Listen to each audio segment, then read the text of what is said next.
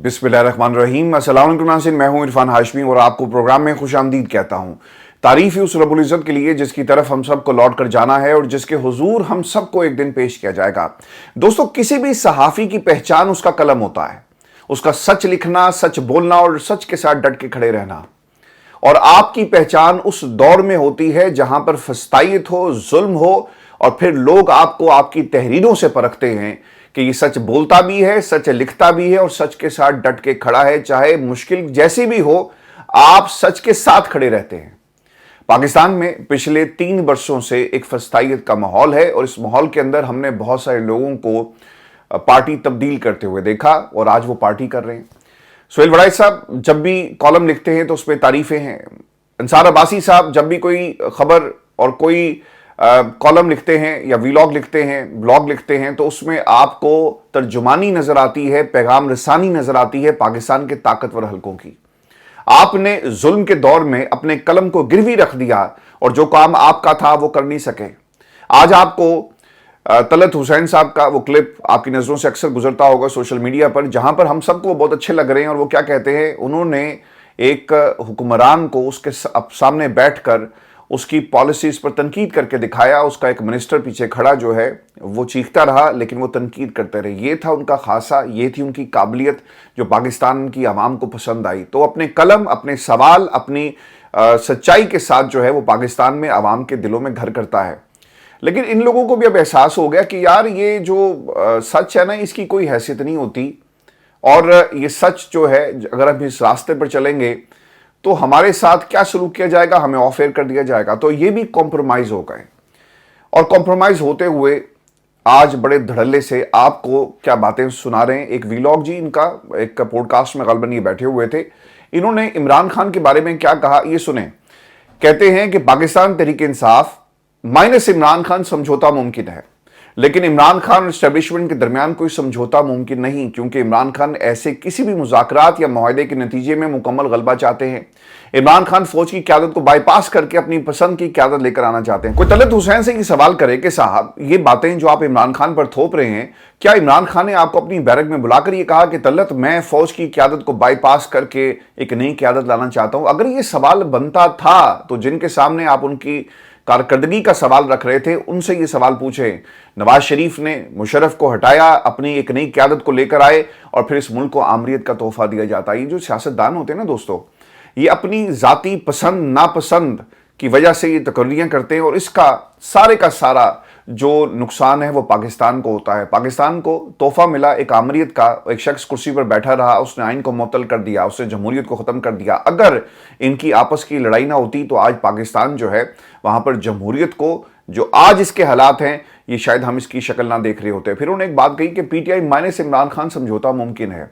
वो ये कहते हैं कि इमरान खान को भूल जाओ और इमरान खान के अलावा जितने भी लोग बाहर, Ali mean Gandapur and company है, उनके साथ पाकिस्तान की इस्टेब्लिशमेंट चलने के लिए तैयार है। सर वो आज भी चल रही है, शायद आपको नहीं पता। वो आज भी फैसिलिटेट कर रहे हैं, वो आज भी जेल के बाहर खड़े होकर ड्रामा करते हैं। ये आज भी उन्हीं के साथ चल रहे हैं। पाकिस्तान के सोशल मीडिया ने इन पर प्रेशर बढ़ाया और इस प्रेशर के नतीजे में इन्हें यह एहसास हुआ कि अगर हम आज अलीमा खान के साथ और बहनों के साथ जाकर ना खड़े हुए तो हमें पार्टी से फारिग कर दिया जाएगा। व्यूअर्स, ये वजह बनी कि बैरिस्टर सैफ को सोशल मीडिया का जो प्रेशर था आकर उसे डिनाई करना पड़ा। लेकिन हकीकत यही है कि पाकिस्तान के सोशल मीडिया और वर्कर्स ने ये प्रेशर बढ़ाया अली मीन गंडापुर और कंपनी के ऊपर कि वो अडयाला के बाहर आकर चलें, झूठा ही सही लेकिन इजहार यकजहती करें। और ये पक्की खबर है कि खान साहब अगर ये लोग ना आते तो ये फैसला हो चुका था कि उन्होंने केपी के अंदर क़यादत जो है उसे तब्दील करना है। अली मीन गंडापुर इस्टेब्लिशमेंट से सपोर्ट ज़रूर हासिल करेंगे, लेकिन जो MNAs MPs हैं उनको ये हिदायत जारी की जाएगी कि तहरीक अदम-ए-एतमाद लाई जाए और उसके नतीजे में अगर अली मीन गंडापुर नहीं मानते तो उन्हें उनकी कुर्सी से हटा दिया जाए। तो ये अपनी कुर्सी को बचाने के लिए वहाँ पर गए। अब सवाल यहाँ पर ये बनता है, मैंने कहा ना कि सच लिखना, बोलना और सच के साथ खड़े रहना ये एक सहाफ़ी की शान होता है। आपका पता जुल्म के दौर में चलता है। क्या आप जाबिर हुक्मरान के सामने सच बोलने की सलाहियत रखते हैं? आपने सर गेम ही पूरी ख़त्म कर दी और आपने जिस तरह से पलटा खाया है, सच लिखते लिखते, सच बोलते बोलते और सच सवाल करते करते आप कहते हैं कि समझौता कर लो। क्यों इमरान खान समझौता करे? आपने ये जो कहा ना कि वो निज़ाम को तब्दील करेगा और वो कहता है कि समझौता जो है कुछ लो और कुछ दो की बुनियाद पर, सर इसे डील कहते हैं। اور پاکستان کی عوام جنہوں نے ڈیلیں کی نا، ان کے حالات آج آپ دیکھ لیں، وہ مری کے ایک ریسٹ ہاؤس سے باہر نہیں نکل سکتے، جو اپنے آپ کو بند کر کے بیٹھے ہوئے ہیں، پاکستان کی عوام کا سامنا نہیں کر سکتے، جنہیں خواب دکھا کر لندن سے لایا گیا، لندن پلان تیار ہوا کہ تمہیں ہم چوتھی بار وزیر اعظم بنائیں گے اور ایک ورلڈ ریکارڈ بنے گا، لیکن وہ ریکارڈ تو نہیں بن سکا۔ اور باؤ جی کو آج کل وہ چپ کا انہوں نے ایک خاموشی اختیار کی ہوئی ہے، اور ایک نیا ریکارڈ بنا رہے ہیں کہ وہ کتنی دیر خاموش رہتے ہیں، یہ ایک نیا ریکارڈ بن رہا ہے۔ تو طلعت حسین اور ان جیسے جو صحافی ہیں، جو وقت دیکھ کر اپنے قلم کی سپیڈ کو بدل لیں اور اپنی تحریر کے انداز کو بدل لیں، ہمیں سر ایسے صحافی نہیں چاہیے، اور نہ ہی ان کی یہ باتیں صرف کمپرومائزڈ کرنے کے لیے یہ بیربل اپنی تحریروں کو جو ہے وہ پاکستان کی عوام اور پاکستان کے لوگوں کے سامنے یہ باتیں کر رہے ہیں۔ عمران خان کبھی بھی سمجھوتا نہیں کرے گا۔ میرا خیال ہے کہ طلعت حسین صاحب عمران خان کی ٹویٹس کو صحیح طرح سے پڑھتے نہیں ہیں، اور وہ گفتگو جو علیمہ خان کر رہی ہیں ان کو بھی یہ دھیان سے جو ہے وہ سنتے نہیں ہیں، کیونکہ عمران خان کو ایک دفعہ نہیں متعدد دفعہ ڈیلز کی آفر ہوئی، اور وہ کیا کہہ رہے ہیں؟ وہ یہ کہہ رہے ہیں کہ بھائی جان ہماری بات کو مان لیں، اور کچھ لو اور کچھ دو کی بات ہو اور سمجھوتا کر لیں۔ ایک اور بیان، انیک ناجی صاحب بہت زیادہ انقلابی بنے، انہوں نے ساری عمر جو ہے وہ نون لیگ کی حمایت کی، لیکن اب وہ نون لیگ کی حمایت نہیں کر رہے۔ اس کی وجہ کیا بنی یہ انیک ناجی صاحب جو ہے وہ بہتر جان سکتے ہیں۔ وہ یہ کہتے ہیں کہ نون لیگ کے ساتھ میرا 34 سال کے قریب رشتہ رہا، میں سمجھتا رہا کہ یہ ملک کو سنبھال سکتے ہیں، لیکن ہر روز ایک نئی حماقت، نون لیگ کو کوئی ختم نہیں کر سکا، لیکن جو حال ان کے اپنے خاندان نے کیا وہ دیکھ کر دکھ ہوتا ہے۔ نہ آدمی ہنس سکتا ہے، نہ رو سکتا ہے۔ نواز شریف اب کسی سے ملنے کے قابل نہیں رہے، گھریلو ملازم خوش آمدید کر رہے ہیں، اور بیڑا غرق کر کے انہوں نے پوری جماعت کا رکھ دیا۔ جو لوگ جمہوریت کے راستے ناجی صاحب نہیں آتے نا، اور ہمیشہ گیٹ نمبر 4 کی طرف دیکھتے ہیں اور اپنی ذاتی پسند ناپسند کو اہمیت دیتے ہیں، یہ کوئی بادشاہی نظام تو نہیں ہے کہ جہاں پہ آپ کا خاندان میں ایک جائے گا، دوسرا آئے گا، اور دوسرے کے بعد تیسرے کی تیاری کی جائے گی۔ یہ جمہوریت ہے۔ اس ملک کے اندر ایک حکومت تھی، 5 وزیر اعظم آئے، لیکن حکومت ان کی نہیں گئی، اور لوگوں کے آنے جانے سے سسٹم نہیں گرا، بلکہ انہوں نے الیکشن کال کر دیے۔ جمہوریت کے اندر یہی کچھ ہوتا ہے، بادشاہی نظام میں یہ کچھ ہوتا ہے، جو آج ہمیں آپ 34 سال کا یہ جو پورا آپ نے جو آپ کا یارانہ تھا پاکستان مسلم لیگ نون کے ساتھ، اس کی آپ ہمیں کہانیاں سنا رہے ہیں۔ پھر میں آپ کو ایک خبر یہ بھی دوں، اور یہ پاکستان سے باہر وہ ہمارے تمام دوست جو یورپی یونین کو کور کرتے ہیں، اس کے ساتھ ساتھ کامن ویلتھ کی جو رپورٹس آ رہی ہیں، آنے والے وقت کے اندر یہ ایک بہت بڑا بوجھ بننے والی ہے یہ رپورٹس، اور ویسٹ نے کس انداز میں پاکستان کو کمپرومائز پوزیشن میں ہماری ڈیموکریسی کو لا کر کھڑا کر دیا۔ میں آپ کو نا پچھلے 2-3 دنوں سے یہ آپ کو مسلسل بتا رہا ہوں، اور میں پہلا وہ بندہ ہوں جس نے اس پر بات کی تھی کہ یہ سارا سلسلہ یوکرین جنگ سے اس کا آغاز ہوتا ہے۔ آپ کو یاد ہوگا کہ خان صاحب اپنی پبلک گیدرنگز کے اندر یہ کہتے تھے کہ مجھے سفیر کہتے ہیں کہ تم نے یوکرین کے حق میں بات کرنی ہے، روس کے خلاف بات نہیں کرنی۔ تو عمران خان کی الفاظ تھے کہ یار تم ہوتے کون ہو ہمیں ڈکٹیٹ کرنے والے۔ تو یہ کہانی اس دن سے شروع ہوئی جس دن عمران خان روس گئے، اور روس کے بعد یوکرین کے اوپر حملہ ہوتا ہے۔ پاکستان کی حکومت وہاں پر موجود تھی جب یہ حملہ ہوا، اور پھر دیکھتے دیکھتے رجیم چینج، عمران خان کی حکومت کو گھر بھیج دیا گیا۔ جو سفیر تھے انہوں نے عمران خان کو پیغامات بھیجنا شروع کیے، اور پھر جب الیکشن کی باری آئی تو پورے نظام نے جس طرح سے جمہوریت کا قتل کیا، اس قتل کی جو ایف آئی آر رپورٹ تھی اس کو بھی چھپا لیا گیا۔ تو آنے والے دنوں میں جو لوگ ویسٹ میں بیٹھے ہوئے ہیں وہ خاموش نہیں بیٹھیں گے جی، اور میں پاکستان تحریک انصاف کے علاوہ جو ہمارے اوورسیز جو چیپٹرز ہیں جتنے بھی پاکستانیوں کے، آپ اپنی اپنی جو کنسٹیچوئنسی ہے برطانیہ میں، اپنے اپنے جتنے بھی ایم پیز ہیں ان کو لکھیں، ان سے یہ سوال کریں، اور کامن ویلتھ کی جو رپورٹ ہے اس کے اوپر احتجاج کیا جائے۔ برطانیہ نے کیا کردار ادا کیا اس کو بھی سامنے آنا چاہیے، اور اس کے ساتھ ساتھ یورپی یونین میں آپ کا تعلق کسی بھی شہر سے ہے، کسی بھی ملک سے ہے، یورپی یونین میں جتنے بھی ممالک آتے ہیں، آپ کہیں سے بھی ہیں، آپ اپنی اپنی حکومتوں کو لکھیں اور اس مدعے کو اٹھائیں کہ پاکستان میں جو جمہوریت ہے اسے کس طرح سے سبوتاژ کیا گیا، اور کامن ویلتھ کی رپورٹ کو پہلے منظر عام پر کیوں نہیں لایا گیا، اور اب اسے منظر عام پر لانے کی بات نہیں ہے، بلکہ دبانے والے، چھپانے والے، اور جنہوں نے اس رپورٹ کو غائب کر دیا ان کا بھی کڑا احتساب ہونا چاہیے۔ تو یہ ضرور جو ہے ہمیں سوال اپنی اپنی گورنمنٹس کے سامنے رکھنا چاہیے۔ عروج آپ کو یہ بھی خبر دے کہ یہ عمران خان کے پیغام سے اتنے تنگ تھے کہ اب اس کو بھی روکنے کا انہوں نے بندوبست کر لیا۔ یہ پچھلے 2-3 دنوں سے حنیف عباسی، خواجہ آصف، بیرسٹر عقیل، جو بیانات دے رہے تھے 9 مئی اور عمران خان کے اکاؤنٹس کے حوالے سے، اب اس کا پہلا نتیجہ آ گیا جی، اور اب یہ کرنے کیا جا رہے ہیں؟ ایک ٹیم بھی گئی، انہوں نے بھی سوالات یہ پوچھے کہ آپ کا پیغام باہر کیسے جاتا ہے؟ تو اب یہ کرنے کیا جا رہے ہیں؟ انہوں نے عمران خان کے بیانات کو روکنے کے لیے یہ قدم اٹھایا ہے۔ 9 مئی کے مقدمات کا جیل ٹرائل منسوخ کر دیا گیا ہے، نوٹیفیکیشن بھی جاری ہو گیا۔ GHQ حملہ کیس اور 9 مئی کے دیگر 11 مقدمات کی سماعت اب انسداد دہشت گردی عدالت میں ہی ہوا کرے گی، اور عمران خان کی جو حاضری ہے وہ بذریعہ ویڈیو لنک وہاں پر لگوائی جائے گی۔ یہ انہوں نے ایک طریقہ کار ایجاد کیا ہے، نہ بہنیں اندر جائیں گی، نہ وکلا اندر جائیں گے، نہ عمران خان کسی سے بات کر سکیں گے۔ اور چونکہ ہوتا ہے نا کہ آپ جس جگہ بیٹھے ہوئے ہیں تو آپ کے پاس موقع ہوتا ہے کہ آپ عمران خان سے انٹریکٹ کر سکیں، لیکن ویڈیو لنک کے اندر عمران خان کو اسکرین پہ دکھایا جائے گا، اور جو گفتگو ہے وہ شاید کوئی ریکارڈ کر سکے، جیسا پہلے ویڈیو باہر آئی تھی، تصویر باہر آئی تھی۔ اب دیکھنا یہ کہ کیا اسی طرح کی تصویریں ہمیں آنے والے دنوں میں دیکھنے کو ملیں گی۔ انسداد دہشت گردی عدالت میں چیکنگ بہت زیادہ سخت ہوتی ہے، اور بعض دفعہ رپورٹرز کو بھی اندر جانے کی اجازت نہیں دی جاتی، اور مخصوص لوگ جاتے ہیں۔ ماضی میں بھی اسی طرح ہی ہوا، اور ٹرائل ٹو ٹرائل یہ ڈیپینڈ کرتا ہے، لیکن یہ طریقہ انہوں نے عمران خان کے پیغام کو روکنے کے لیے نکال لیا۔ میں آپ کو یہ بھی خبر دوں کہ سرفراز ڈوگر صاحب نے جو کردار ادا کیا ہے جسٹس طارق محمود جہانگیری کے کیس میں، اس کی آپ کو مثال جو ماضی کی ڈوگر کورٹس تھی نا، اس میں بھی نہیں ملتی۔ مشرف نے یہ جو PCO زدہ ججز کی عدالتیں کھڑی کی تھی، وہاں پر بھی آپ کو ایسی مثال نہیں ملے گی۔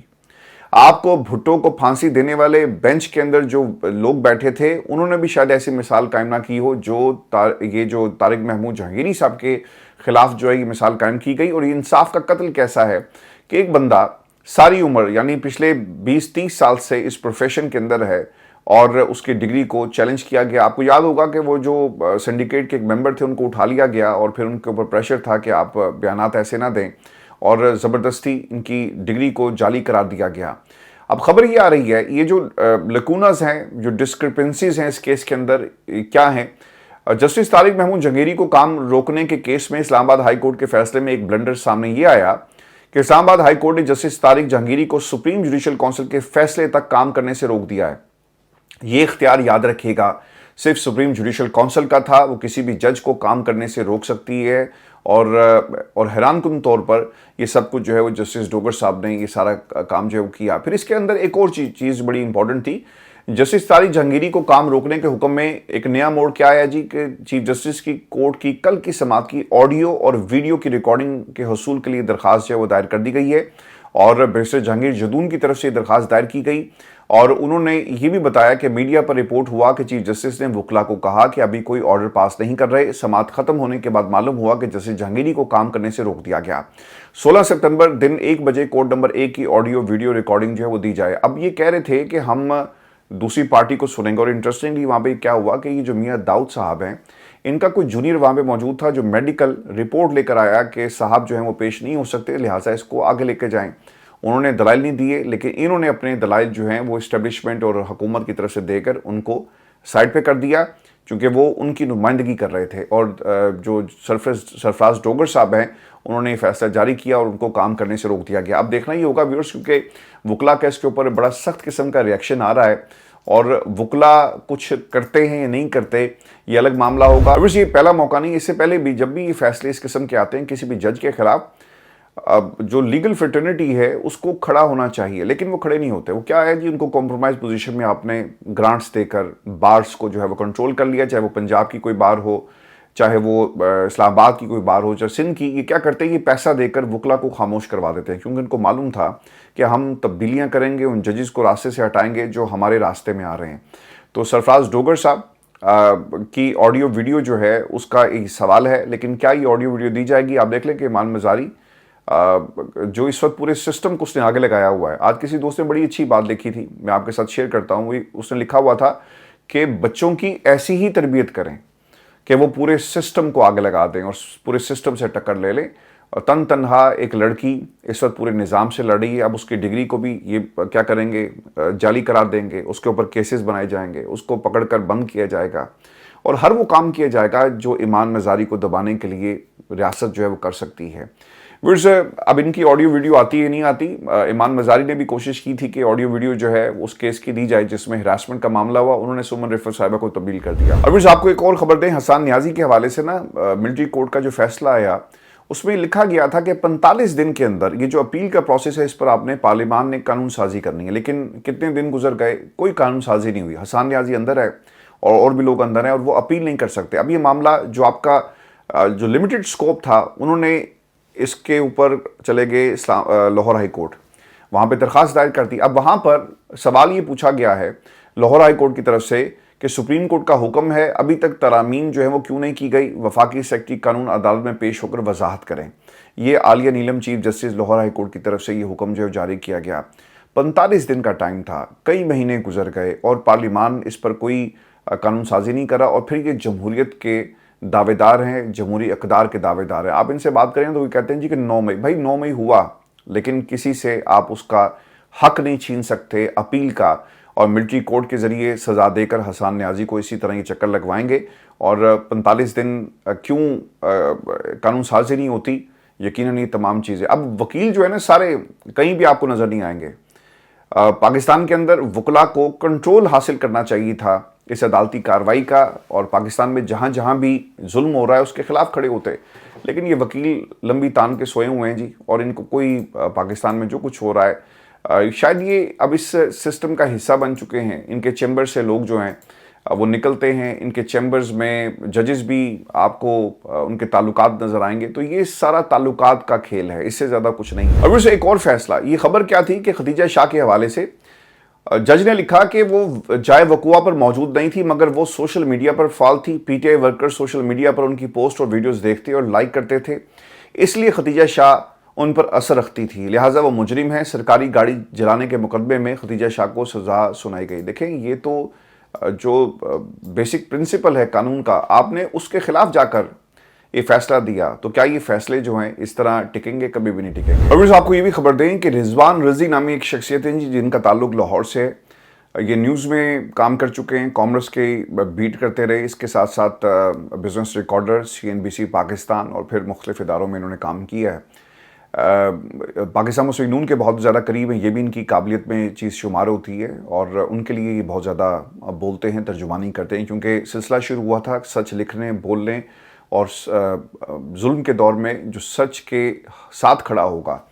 تو رضوان رضی صاحب آج کل ان کی حکومت ہے، ان کے پیار کرنے والوں کی حکومت ہے، اور ان کے پیار کرنے والوں کی حکومت کے دور میں ان کے ساتھ یہ سلوک ہو رہا ہے۔ انہوں نے کیا کیا جی؟ انہوں نے سندھیوں کی تضحیک کی اور جو توہین امیز گفتگو کی، اسے اپنے ویلاگ میں شامل کر کے انہوں نے اپلوڈ کر دیا، اور بعد میں معافی بھی مانگی، اور اس کا سارا ذمہ جو ہے وہ NLE پر ڈال دیا کہ ہم ان کو بلاتے ہیں اور ہم انہیں ہاتھ صاف کرنے کے لیے یہاں پہ موقع دیتے ہیں۔ یہ الفاظ انہوں نے استعمال کیے، تو ان کی اس معافی کو قبول نہیں کیا گیا، انہیں نوکری سے ہاتھ دھونا پڑا، اور پھر ایک کمیٹی کے سامنے پیش ہوئے جہاں پر انہیں کھڑا کر کے ان سے سوال جواب ہوئے، اور نون لیگ کے جو دوست ہیں وہ یہ کہتے ہیں کہ ان کی بڑی جی توہین کی جا رہی ہے، وہ بڑا اثاثہ ہیں۔ سر اثاثہ تو ہوں گے، اور کیونکہ جو گالیوں کا کلچر ہے، جو یہ زبان استعمال کرتے ہیں، وہ ہم نے کبھی بھی کسی صحافی کی زبان سے آپ کو سوٹ ہی نہیں کرتا۔ آپ کو لاکھوں لوگ سنتے ہیں، آپ کو چلے لاکھوں نہیں، کچھ لوگ جو آپ کے اثر میں ہیں، آپ کی ان گالیوں کے اثر میں ہیں، جو آپ کو فالو کرتے ہیں اور آپ کو سمجھتے ہیں آپ کے بارے میں کہ آپ درست کام کر رہے ہیں، تو یہ جو الفاظ آپ نے استعمال کیا یہ کسی صحافی کو سوٹ نہیں کرتا۔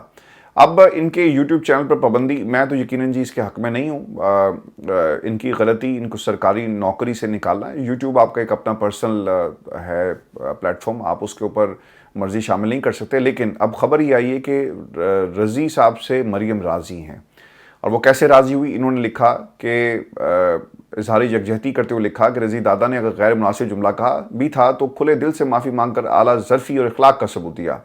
رضی دادا کے معافی مانگنے کے بعد بھی ان کو نشانہ بنایا جانا انصاف اور تعصب کے زمرے میں آتا ہے، نا انصافی اور تعصب کے زمرے میں آتا ہے۔ یہ مریم نواز۔ دوستو میں اس کے اوپر زیادہ اور کچھ نہیں کہوں گا، جن کی چوائس ہی رضوان رضی دادا، جنہیں وہ دادا کہہ کر پکارتی ہیں، تو سب پیچھے رہ کے جاتا ہے۔ تو رضوان رضی صاحب نے غیر مناسب گفتگو کی، توہین امیز گفتگو سندھیوں کے حوالے سے کی، اور پھر دیکھیں اس میں جو سب سے خطرناک چیز یہ ہوئی نا کہ اس سے تعصب اور صوبائیت کی ایک آپ نے ایک نیا جو سلسلہ شروع کر دیا۔ لوگ پنجابیوں کو برا بھلا کہہ رہے ہیں، دوسری طرف سندھیوں کو برا بھلا جو ہے وہ کہا جا رہا ہے، پھر بلوچی آ جائیں گے اس کے اندر، پھر پختون آ جائیں گے۔ تو خدا کے لیے کوئی پاکستان کا خیال کریں اور اس طرح کے جملوں سے جو ہے وہ پرہیز کریں۔ یہ آپ کی سیاست نہیں ہے، یہ پاکستان کا معاملہ ہے۔ سندھ میں رہنے والے سندھی بھی پاکستانی ہیں، پنجاب میں رہنے والے پنجابی بھی پاکستانی ہیں، بلوچستان میں رہنے والے بلوچی بھی پاکستانی، بلکہ وہ سب سے زیادہ پاکستانی ہیں، چونکہ وہاں سے گیس نکلتی ہے اور ان لوگوں کو نہیں ملتی، وہاں سے معدنیات نکلتے ہیں تو اس کے فائدے ان لوگوں کو تک نہیں پہنچتے، تو وہ زیادہ پاکستانی ہے۔ اور جہاں تک پشتونوں کی بات ہے، پختونوں کی بات ہے، تو وہ بھی پاکستانی ہے۔ تو خدا کے لیے یہ تقسیم مت کریں۔ میں آپ کو کہا کرتا تھا نا کہ یہ سلطنت ہے ان کی اپنی اپنی، کسی کی سندھ کی سلطنت ہے، کسی کی پنجاب کی سلطنت ہے، اور ان میں بیٹھے ہوئے یہ بیربل جن کے حق میں اب مریم نواز جو ہیں وہ آ گئی ہیں۔ اور یہ صرف سیاست کے میدان میں نہیں ہے، بلکہ ہمارے ہر شعبے میں ہم پستی کی طرف جا رہے ہیں۔ اور ڈیٹنگ ریئلٹی شو لازوال عشق کے خلاف ایک بائیکاٹ کی ایک مہم ہوئی۔ مہم کیا جی، بائیکاٹ ہونا چاہیے، اس میں مہم کی کیا بات ہے؟ ہر پاکستانی کو اس کا بائیکاٹ کرنا چاہیے۔ بچوں کے کپڑے دیکھیں جو، اور جس طرح سے آپ یہ بے راہ روی کو پروموٹ کر رہے ہیں، فحاشی کو پروموٹ کر رہے ہیں، اس پہ کوئی کمپین نہیں ہے۔ یہ ہر مسلمان کے ایمان کا حصہ ہے کہ جہاں پر برائی دیکھو اس کو روکو۔ تو آج پاکستان میں لکھنے والوں نے بھی لکھا جی کہ ایک کمپین چل رہی ہے۔ سر کمپین کوئی نہیں ہے، یہ ہر شخص کو جو ہے اس پر آواز بلند کرنی چاہیے۔ پیمرا کی وضاحت آگی، وہ کہتے ہیں جی ساڈا ادھر کوئی تعلق نہیں ہے اور یہ یوٹیوب پہ چلے گا۔ اب سوال یہاں پہ یہ بنتا ہے کہ جن لوگوں کے یوٹیوب چینلز پاکستان میں بند کیے ہیں، وہاں پر آپ کے خلاف بات ہوگی تو آپ اسے بند کر دیں گے، آرڈرز بھی آئے اور آپ کی ایک ایجنسی جو ہے وہ حرکت میں آ جاتی ہے، لیکن جس سے آپ کا پورا معاشرہ تباہ ہو رہا ہے، آپ کی جو بنیاد ہے معاشرے کی وہ آپ نے اسے ملیا میٹ کر دیا، اس پر پی ٹی اے یا پھر ادارے کیوں حرکت میں نہیں آتے؟ اور پھر سب سے زیادہ جو نقصان ہوا ہے نا جی ہمارے علماء کرام کا، وہ کیوں خاموش ہیں؟ میں ہمیشہ یہ بات کرتا رہا کہ یہاں پر آپ کو کوئی بھی عالم جو ہے وہ لکس سٹائل ایوارڈ پر بولتا ہوا نظر نہیں آئے گا۔ جس قسم کی فحاشی ہمارے ڈراموں میں ہے، علماء کرام کیوں بات نہیں کرتے؟ ہم ایک دوسرے کے فرقوں کے پیچھے پڑ گئے کہ کون کس سے کتنا پیار کرتا ہے۔ ہم نے لوگوں کے ایمان تک کو پرکھنا شروع کر دیا، کون کافر ہے، یہ نعرے بلند کیے جاتے ہیں، لیکن کوئی عالم، کوئی مولانا آپ کو اس حوالے سے فتویٰ جاری کرتا ہوا جب وہ نظر نہیں آئے گا۔ اور کہا جاتا ہے جناب یوٹیوب پہ ہو رہا ہے۔ سر جو یوٹیوب پہ ہو رہا ہے یہ پاکستانی بچے بچیاں اور پھر اس کے ساتھ ساتھ یہ جو خاتون ہے جس نے یہ کام کیا ہے، اس پر ضرور جو ہے یہ سوال ہونا چاہیے، لیکن کیونکہ اس کا تعلق آپ کے ساتھ نہیں ہے اور آپ کے ساتھ تعلق تبھی بنے گا جب آپ پر تنقید ہوگی، چونکہ آپ پر تنقید نہیں کی گئی لہٰذا آپ کہتے ہیں کہ کوئی بات نہیں، یہ سلسلہ جو ہے وہ پاکستان میں پیمرا کا نہیں ہے بلکہ کسی اور سے آپ یہ سوال کریں۔ ویورز، آج نے ایک رپورٹ شائع ہوئی اور اس رپورٹ کا تعلق جو ہے وہ پاکستان کے جو بچے ہمارا ملک چھوڑ کر چلے گئے اس کے ساتھ ہے، اور اس رپورٹ میں بتایا جاتا ہے کہ 3 سال میں 28,94,000 پاکستانی بیرون ملک چلے گئے۔ Doctors, engineers, I T experts, اساتذہ، bankers, accountant, auditors, designers, architecture کے ساتھ ساتھ پلمبر، ڈرائیور، دیگر شعبہ زندگی سے تعلق رکھنے والے افراد اس میں شامل ہیں۔ بڑھتی مہنگائی، لاقانونیت اور بے روزگاری، کاروبار شروع کرنے میں مشکلات اور پروٹیکٹر کی فیس کی مد میں 26 ارب 62 کروڑ 48 لاکھ روپے کی بھاری رقم حکومت پاکستان کو ادا کر کے گئے۔ ایکسپریس نیوز کی خبر، محکمہ پروٹیکٹر اینڈ امیگریشن سے ملنے والے اعداد و شمار۔ پاکستان میں یہ صرف ایک گھر کی کہانی نہیں ہے جو 3-4 کروڑ لگا کر پرائیویٹ بچوں کو تعلیم دے کر ایک ڈاکٹر بناتے ہیں۔ آپ کو ہر گھر کی یہ کہانی ملے گی۔ بچے سر پریشان ہوتے ہیں، ڈپریشن میں جا رہے ہیں، ان کے پاس نوکریاں نہیں ہیں، اور وہ بچے جن کے پاس تعلیم نہیں ہے اور وہ آن لائن مختلف ایپ سے یا پھر پلیٹ فارم سے پیسے بنا رہے ہیں، جب وہ یہ چیزیں اپنے لیفٹ رائٹ دیکھتے ہیں نا تو پھر انہیں یہ احساس ضرور پیدا ہوتا ہے کہ یہ ریاست اپنے بچوں کا خیال نہیں کرتی۔ یہ جو 28 لاکھ ہے نا، میرے نزدیک یہ سر فگرز کم ہیں، اس سے زیادہ بچے پاکستان چھوڑ کر گئے ہیں اور جانا چاہتے ہیں۔ اپنا خیال رکھیے گا، اگلی ویڈیو میں آپ سے جلد ملاقات ہوگی، اجازت دیجیے، اللہ نگہبان۔